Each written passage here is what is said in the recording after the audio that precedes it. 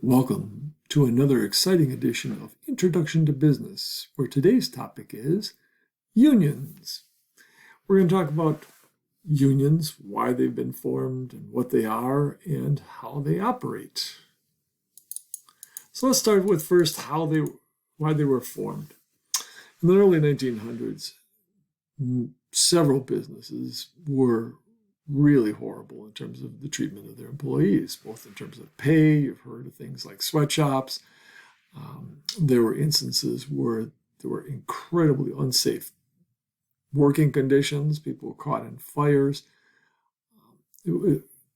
Talk about child labor, all these sorts of things.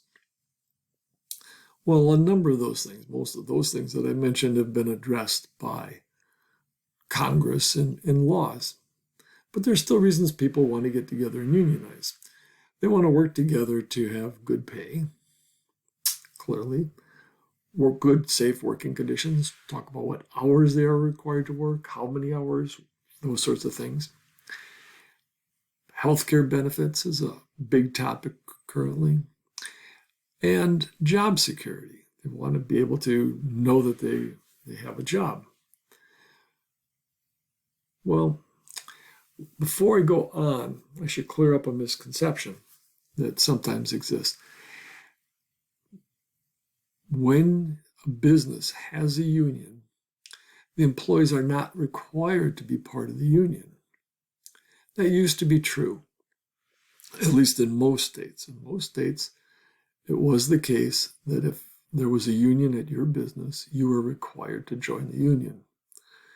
In 2018, the Supreme Court ruled in the Janus ruling that an employee does not have to join the union. It's up to them.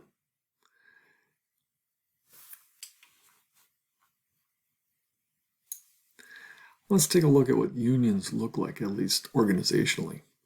There are local unions. These locals are local to a particular business. For example, here at the college, there's a union of faculty. There's a staff union, and those unions have union presidents. Now, the local unions are, to use the word again, local members or organizations of national unions. These are large unions, typically.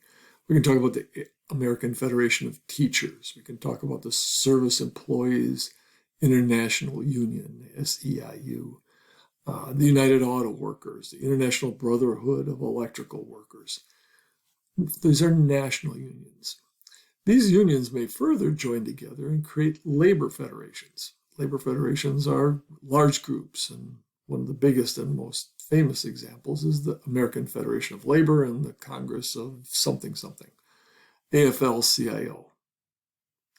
These labor organizations on a national level, both of these, either national unions and labor organizations, are very active in politics, and they will lobby Congress or state and local legislatures for laws to favor unions. Now, when we talk about labor, like labor federation, labor you can think of as a synonym in these situations for unions. Now, what unions do with management is negotiate a contract. In the past, we talked about employment at will. I mentioned that in termination, that you can leave when you want, and you can the employer can fire you when they want or let you go when they want. Well, that's one type of employment. Another type of employment is a contract, and that's the collective bargaining agreement in this case. It's a contract between the union and management. We hear about these in the news quite a bit when you hear about things like pro athletes. They're up for their collective bargaining agreement and what that says about their salaries and things. So here's the things that are typically in a collective bargaining agreement. Big aspect is compensation. So in sports, for example, they'll say what percent of revenues of the NFL should go to the players and things like that. What kind of raises you can expect. The benefits, what kind of health benefits are provided, what life insurance benefits, working conditions such as hours, job security. Job security is a big one. When we talk about job security, we talk about typically in a collective bargaining agreement, the fact that people that have worked at the business the longest are the ones that have the most security. And if somebody has to be laid off, it's the people with the least seniority, the youngest people. This is the reason that many people like job security or like unions. The longer they're there, they feel they have more job security. If a member of the union has an issue with management, the collective bargaining agreement will define how to resolve that. Those are called grievance procedures. And those are typically either done through mediation or arbitration. Mediation and arbitration are when you have third parties come in to help resolve the dispute. Now, when collective bargaining agreements are negotiated, typically there's a lot of contention, conflict. And there's things that both union and management can do to try and influence the others to accept the agreement. Unions have three main tools in their tactical kit. One is picketing. You see here in the picture of people picketing. Actually, the poster says on strike, but they're also picketing. Picketing is basically protesting. You protest, you put up signs, you say, here's what we want, management's unfair, those sorts of things. When the college was building the West Building was built with non-union electrical workers. And the union workers picketed. They put up signs and a big blow-up rat saying, the building will burn down because it's not safe union employees. Unions can also go on strike. A strike is where they refuse to work. That's what you see here in the sign. The guy says on strike. This means they refuse to work. Their goal is to shut down the business and financially hurt the business so that the union will get its way and management will agree to its terms. You can go to a further extent and boycott, create a boycott. Boycotting is when you try to get people to not buy the product. An example of this is when I was in college, there was a big movement to boycott California grapes because they were being picked by non-union workers. Now, management has things it can do too. Kind of the opposite of a strike is a lockout.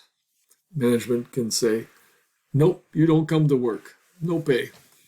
Not until we resolve the agreement. Realize that on a strike, employees don't get paid either unless there's potentially a strike fund that people have paid into. But in a lockout, people don't get paid. An example of this, the National Hockey League had a negotiation with its union, and management just said, nope, we're closing up the season, we're locking out. Nobody worked that for a whole season in the National Hockey League. They could also hire replacement workers. President Reagan did this when the people who monitored flights, where's my head? Oh yes, the air traffic controllers. The air traffic controllers went on strike. Ronald Reagan said, you can't do that. It jeopardizes the safety of the country, and basically replaced them. You can also go to court. Management can go to a court and get potentially an injunction. An injunction would be granted by a court in the interest of public safety or harm to the economy.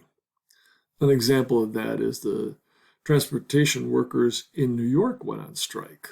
Well, the city of New York took them to court and said, look, this is causing irreparable harm, not only to the city and the economy of the city, but to the economy and the safety of the nation, the economy of the nation and the safety of the city. And the court agreed and said that the union would be fined $1 million a day and the union president would be put in jail until they resolved, well, basically until they went back to work. And after 7 days and $7 million in fine and 7 days in jail, the union did agree to a contract. So You can see by this that sometimes these things can get very contentious and generate a lot of ill will.